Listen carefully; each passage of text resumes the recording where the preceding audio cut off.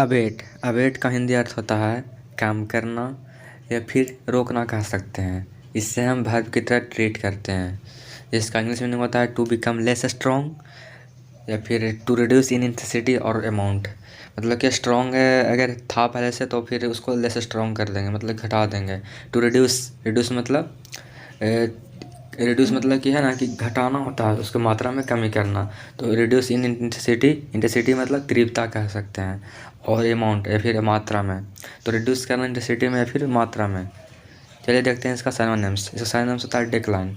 Decline का भी हिंदी अर्थ होता है अस्वीकार करना। उसके बाद है डिमिनिश। डिमिनिश का मतलब होता है घटाना या फिर कम करना या फिर कह सकते हैं कि छोटा कर देना। उसके बाद है ड्विंडल। ड्विंडल का मतलब होता है अगर मान लीजिए कि कहीं कुछ खेत में पानी वगैरह है तो वो सूख गया, तो होता है ना कि कुछ ना कुछ कम हो रहा है वहाँ पे, तो सूख गया तो मतलब कि सूखना कह सकते हैं। या फिर अगर खेत में था पानी तो कुछ फसल हो रहा था या फिर और भी कुछ हो रहा था, या फिर कहें तो फर्टिलाइज़र उपलब्ध था खेत में तो धान हो रहा था या फिर जो भी हो रहा था, लेकिन अब वो नहीं है तो उसका महत्व खो गया, तो बोल सकते हैं कि महत्व खोना। उसके बाद है इब। इब का भी हिंदी अर्थ होता है उतार। मतलब कि अगर कुछ ग्राफ व्राफ वगैरह है तो ग्राफ में होता है ना कि उतार चढ़ाव होता है, तो इब मतलब उतार, मतलब कि अब उतार हो रहा है तो इब मतलब उतार कह सकते हैं। पॉल। पॉल का मतलब होता है कष्ट देना, या फिर कह सकते हैं कि किसी का है ना अगर कोई बहुत अच्छा काम कर रहा है तो उसको होता है कि नीचा दिखाने के लिए कुछ ऐसा कुछ काला काम कर देना, तो काला करना भी कह सकते हैं इसको। उसके बाद है रिलेंट। रिलेंट का भी मतलब होता है तरस खाना।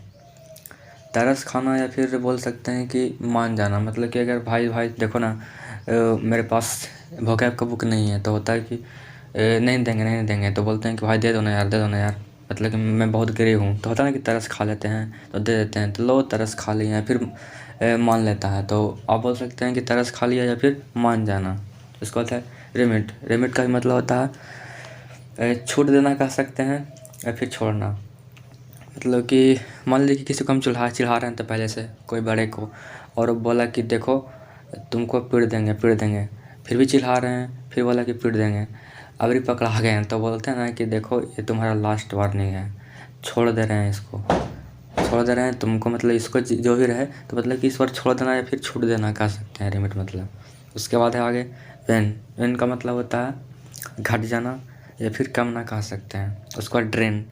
ड्रेन का मतलब जानता हो कि नाली होता है, तो फिर नाली से क्या सेंस निकलता है कि नाली से पानी बहता है, तो बोल सकते हैं ना कि बह जाना, बह जाना, बह जाना, बह जाना। तो बह जाना मतलब नाली से पानी बह गया, तो बोल सकते हैं कि अफवाह फैल रहा है, मतलब कि कुछ कोई गलत बोल रहा है कि देखो ना इसके बारे में ऐसा हो रहा है, ऐसा हो रहा है, ऐसा हो रहा है, तो सब लोग होता है ना कि उसका बात में बह जाता है और पूरा अफवाह फैला जाता है, तो बोल सकते हैं नाली तो होता ही है, आप बह जाना भी बोल सकते हैं, या फिर अफवाह भी हो सकता है इसका हिंदी अर्थ। उसके बाद आगे देखते हैं इवापोरेट। इसका मतलब जानना करते हैं कि जानते ही हैं, मतलब जानते हैं कि लुप्त होना होता है या फिर सूखना कह सकते हैं। अब देखते हैं इसका एंटोनिम्स। एंटोनिम्स इसका होता है इमर्ज। इमर्ज मतलब उतरना या फिर बोलते हैं कि प्रकट होना।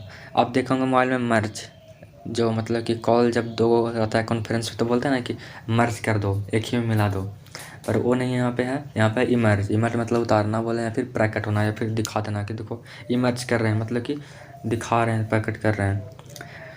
डिस्टेंड। डिस्टेंड मतलब होता है बोल सकते हैं आप तान देना, या फिर बोल सकते हैं ना कि फुलाना।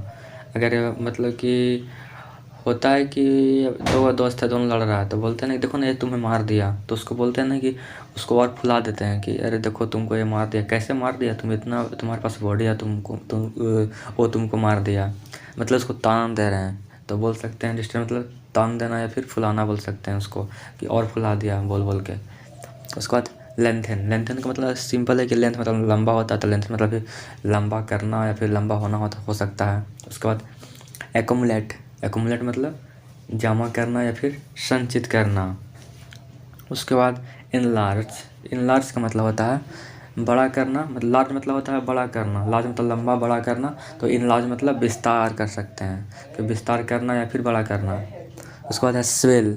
स्वेल का हिंदी अर्थ होता है वही फुलाना या फिर सुजाना। अब देखोगे कि मेरा गाल स्वेल कर रहा है, मतलब कि सूज रहा है, फूल रहा है। तो स्वेल मतलब फुलाव या फिर सूजन बोल सकते हैं। वैक्स, वैक्स का मतलब होता है मोम। आप देखोगे कि मोमबत्ती का होता है ना वैक्स, मोम, तो क्या होता है, पिघलता है। तो मोमबत्ती है तो पिघलता है, तो मतलब कि वो उसको वैक्स बोलेंगे। वैक्स इसलिए बोलते हैं क्योंकि वो फैल रहा है, तो वैक्स मतलब फैलना बोल सकते हैं, या फिर मोम भी बोल सकते हैं। उसके बाद देखते हैं आगे इसका यूजेज।